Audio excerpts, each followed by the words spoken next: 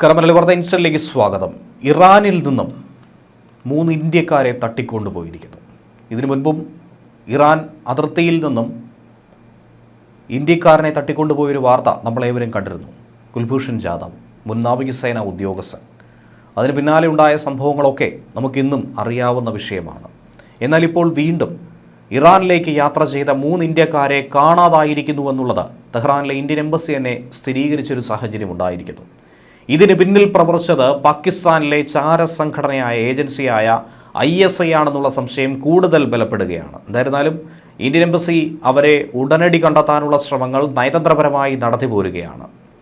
പഞ്ചാബിലെ സംഗ്രൂർ, നവാൻ ഷഹർ, ഹോഷിയാർപൂർ ജില്ലകളിൽ നിന്നുള്ള 3 യുവാക്കളെയാണ് തട്ടിക്കൊണ്ടുപോയതായി ഇവരുടെ കുടുംബം ആരോപിക്കുന്നത്. ഇറാനിൽ നിന്ന് 3 ഇന്ത്യക്കാരെ തട്ടിക്കൊണ്ടുപോയതിന് പിന്നിൽ പ്രവർത്തിച്ചത് ചാരസംഘടന തന്നെയാണെന്നുള്ള ഒരു അനുമാനത്തിലേക്ക് ഇന്ത്യൻ ഏജൻസികൾ കടക്കുന്നുണ്ട്.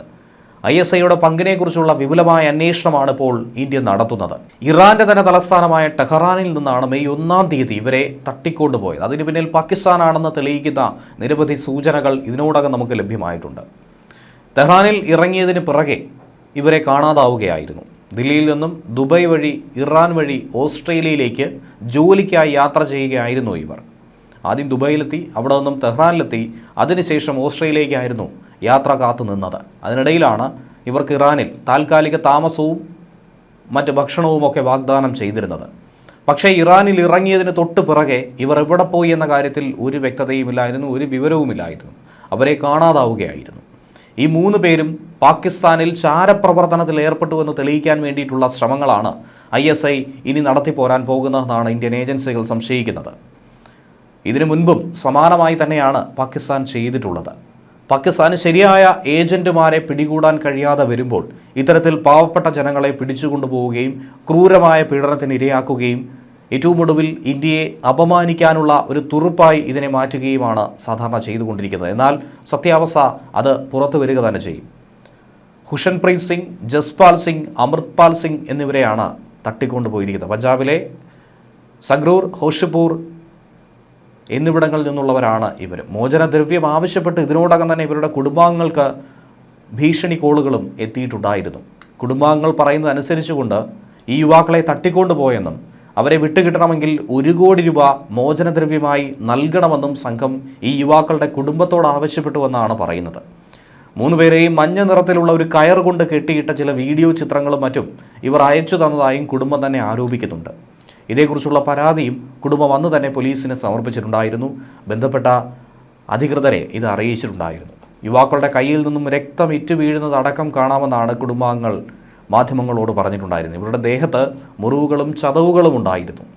പണം ഇനി കൊടുത്തില്ലെങ്കിൽ യുവാക്കളെ കൊലപ്പെടുത്തുമെന്നും തട്ടിക്കൊണ്ടുപോകൽ സംഘം ഭീഷണിപ്പെടുത്തിയെന്നാണ് കുടുംബം പറയുന്നത്. യുവാക്കൾ അവരുടെ കുടുംബാംഗങ്ങളുമായി ഫോണിൽ ഏറ്റവും ഒടുവിൽ സംസാരിച്ചിരുന്നു. 11 ദിവസത്തിന് ശേഷം ഇതേക്കുറിച്ചുള്ള വിവരമൊന്നും തന്നെ ലഭ്യമാകുന്നില്ല. മെയ് 11 മുതൽ യുവാക്കൾ കുടുംബവുമായി ബന്ധപ്പെട്ടിട്ടില്ല. അതുവരെ നിരന്തരമായി ഫോണിൽ ഇവർ ബന്ധപ്പെട്ടിരുന്നു, പണം ലഭിക്കുന്നതുമായി ബന്ധപ്പെട്ട്. പാകിസ്ഥാനിലെ ഒരു ഫോൺ നമ്പറിൽ നിന്നായിരുന്നു ഈ കോളുകൾ എത്തിയതെന്നാണ് നിലവിൽ അന്വേഷണത്തിൽ കണ്ടെത്താൻ കഴിഞ്ഞത്. അതിന് പിന്നാലെയാണ് ഈ അന്വേഷണം ISIയിലേക്ക് അടക്കം നീട്ടാൻ കേന്ദ്ര ഏജൻസികൾ തീരുമാനിച്ചിരിക്കുന്നത്.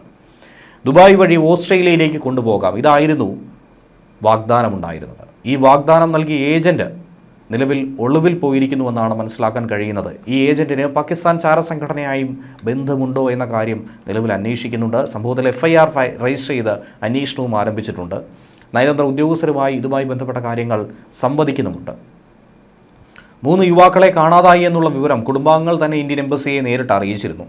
ഇറാൻ അധികൃതരെ ഇക്കാര്യം വ്യക്തമാക്കിയെന്ന് ഇന്ത്യൻ എംബസിയും ചൂണ്ടിക്കാണിക്കുന്നു.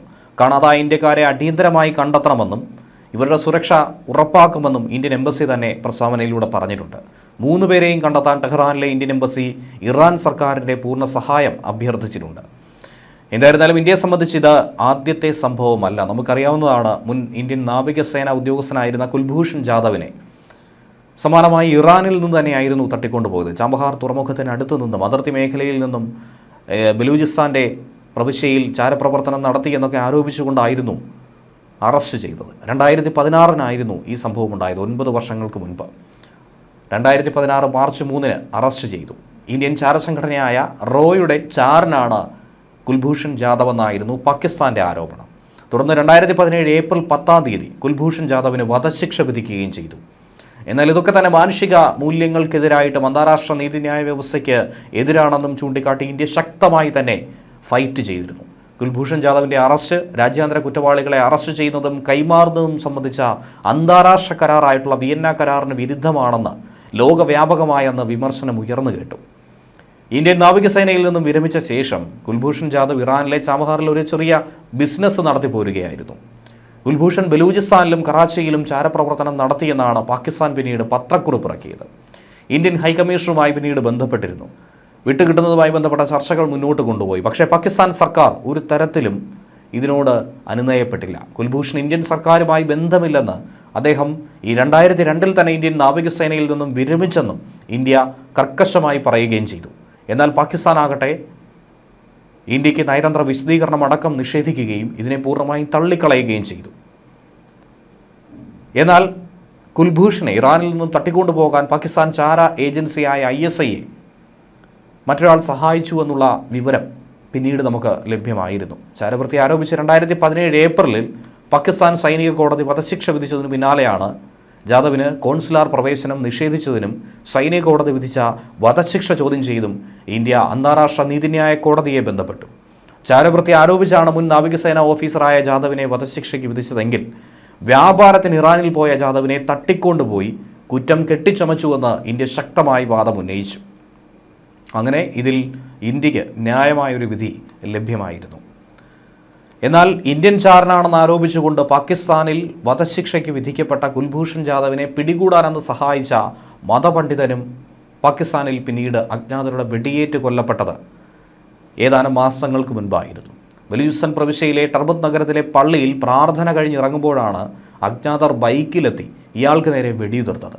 ഇത്തരത്തിൽ ഇന്ത്യയെ നോവിക്കുന്ന പലരെയും ലോകത്തിൻ്റെ പല കോണുകളിലായി അജ്ഞാതരെത്തി കൊലപ്പെടുത്തുന്ന ഒരു സംഭവം അതിപ്പോൾ കെട്ടുകഥയല്ല, സ്ഥിരം സംഭവിച്ചുകൊണ്ടിരിക്കുന്ന ഒരു വസ്തുതയായി മാറുകയാണ്. വളരെ വേഗത്തിൽ ഇയാളെ ആശുപത്രിയിൽ എത്തിച്ചെങ്കിലും ജീവൻ രക്ഷിക്കാൻ കഴിഞ്ഞില്ല. നേരത്തെ 2 തവണ പല അവസരങ്ങളിലും ഇയാൾക്ക് നേരെ വധശ്രമം ഉണ്ടായിരുന്നു. അതിൽ നിന്നും കഷ്ടിച്ച് രക്ഷപ്പെടുകയായിരുന്നു. എന്നാൽ ഇത്തവണ മിറിൻ്റെ ശരീരത്തിൽ 1-ലധികം വെടിയുണ്ടകളാണ് കണ്ടെത്തിയത്. കുൽഭൂഷൺ ജാദവിൻ്റെ തട്ടിക്കൊണ്ടുപോകലിന് പാകിസ്ഥാൻ ചാര സംഘടനയായ ISIയുടെ ഓപ്പറേഷന് പ്രധാന സഹായം ചെയ്തവരിൽ പ്രധാനി കൂടിയാണ് ഈ കൊല്ലപ്പെട്ട മതപണ്ഡിതനായ മുഫ്തി ഷാ മിർ. കാലാകാലങ്ങളായി ബലൂജ് പ്രവിശ്യയിൽ പാകിസ്ഥാൻ ചാരസംഘടനയായ ISIയുമായി ചേർന്ന് ഇയാൾ പ്രവർത്തിക്കുകയായിരുന്നു. മുഫ്തി ഷാ മിർ മയക്കുമരുന്ന്, ആയുധക്കടത്ത്, മനുഷ്യക്കടത്ത് തുടങ്ങിയ അനവധി കുറ്റകൃത്യങ്ങളിൽ ഉൾപ്പെട്ടിരുന്ന ഒരാൾ കൂടിയായിരുന്നു. ISIയെ കൂടാതെ പാകിസ്ഥാൻ സൈന്യത്തിനും ഇയാൾക്ക് ഏറ്റവും അടുത്ത ബന്ധമായിരുന്നു ഉണ്ടായത്. ബലൂജ് പോരാളികളെക്കുറിച്ചുള്ള രഹസ്യ വിവരങ്ങൾ പാകിസ്ഥാന് കൈമാറുന്നതും ഒട്ടനവധി വ്യാജ ഏറ്റുമുട്ടൽ നടത്തി കൊലപാതകങ്ങൾ നടത്തിയുമൊക്കെ ഇയാൾ മുന്നോട്ട് പോവുകയായിരുന്നു ചെയ്തത്. 2023 മതനിന്ദ ആരോപിച്ച അധ്യാപകനായ അബ്ദുൾ റൌഫിനെ കൊലപ്പെടുത്തിയത് മിറിൻ്റെ നേതൃത്വത്തിൽ തന്നെയായിരുന്നു. പാകിസ്ഥാനിലെ ഭീകര ക്യാമ്പുകൾ സന്ദർശിച്ച് ഇന്ത്യയിലേക്ക് നുഴഞ്ഞുകയറ്റം ചെയ്യുന്ന തീവ്രവാദികൾ സഹായം നൽകിയും ഒക്കെ തന്നെ മിർ മുന്നോട്ട് പോവുകയായിരുന്നു. ഒപ്പം അഫ്ഗാനിസ്ഥാനിലും രഹസ്യാന്വേഷണ പ്രവർത്തനങ്ങൾ നടത്തിയിരുന്നു. പാകിസ്ഥാൻ കൈവശപ്പെടുത്തിയ പ്രദേശങ്ങളിലെ വിമത ഗ്രൂപ്പുകളെക്കുറിച്ചും അവരുടെ സ്വാതന്ത്ര്യ പ്രവർത്തനങ്ങളെപ്പറ്റിയുമുള്ള വിവരശേഖരണമായിരുന്നു മുഫ്തി ഷാ മിറിൻ്റെ ഏറ്റവും പ്രധാനപ്പെട്ട ദൗത്യം. പക്ഷേ ISIയുമായി ഏറ്റവും ഒടുവിൽ മുഫ്തി ഷാ മിറിന് തെറ്റേണ്ട ഒരു സാഹചര്യമുണ്ടായി. പിന്നീട് കൊലപാതകത്തിലേക്ക് നയിച്ചു.